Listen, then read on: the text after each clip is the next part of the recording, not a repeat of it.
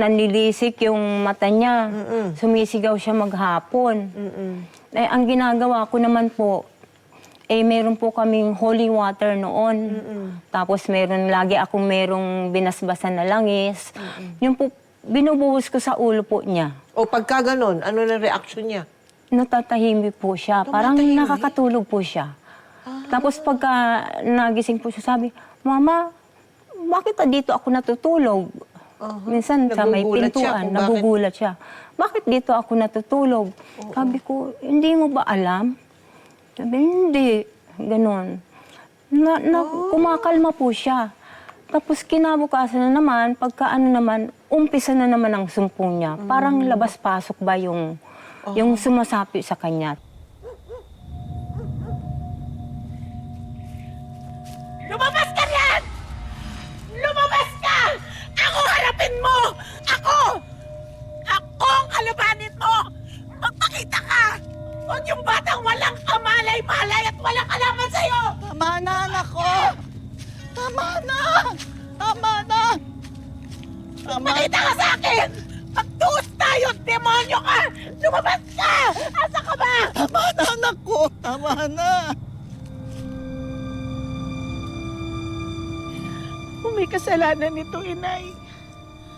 Kung nandito ako, di sana naprotektahan ko si Rex. Sana nagabayan ko siya. Wala akong kwentang ina. Anak, hindi totoo yan. Mabuti kang ina. Mabuti kang tao. Malaking isinakripisyo mo para sa mga anak mo. Para saan yung sakripisyong yun? Para saan pa? Hindi ko man lang mapagbigyan yung anak ko. Namamalagi dito para makita ko siyang lumaki. Ba't mo sisihin ang sarili mo, anak? Kahit na sinong ina, anak, titiising mapalayo sa mga anak niya.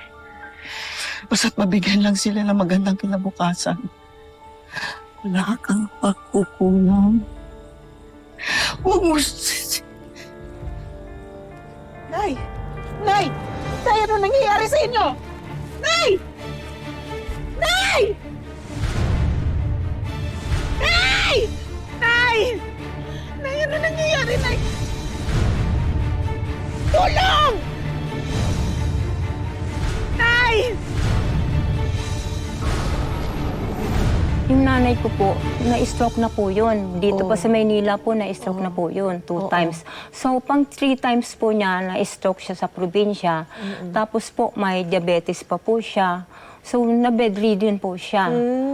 Kaya, bali po, 2 na yung inalagaan ko for almost 7 months po bago siya namatay. Mamamatay tayo kung hindi ako kikilos. Ngayong nalibing na yung lola mo,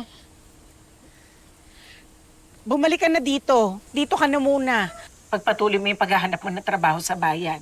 Nakausap ko na rin ang kuya mo. Babalik ako ng Maynila para magtrabaho bilang katulong. Isasama ko si Rex para mapatingnan ko siya sa doktor. Ma, seryoso po kayo? Kapag sinabi ninyo sa mga doktor na sinasaniban ng itim na duwende si Rex, pagtatawanan po nila kayo. Wala akong pakialam kahit na pagtawanan pa tayo ng buong mundo. Ang importante sa akin, gumawa ako ng paraan para mapabuti ang kapatid nyo.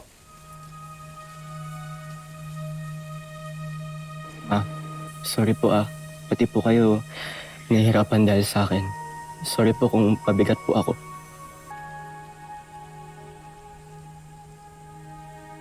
Hindi, adapt. Napabigat. Gagawin natin ng lahat para maging okay ka, ha? Paglalaban kita, gagawa natin to ng paraan, hindi tayo susubo.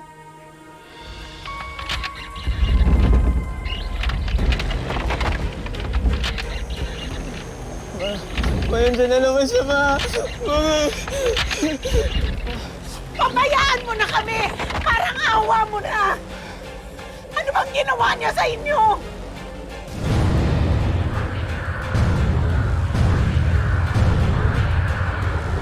Demonyo ka! Hindi ako natatakot sa'yo! Lumayan mo na kami! Parang awa mo na!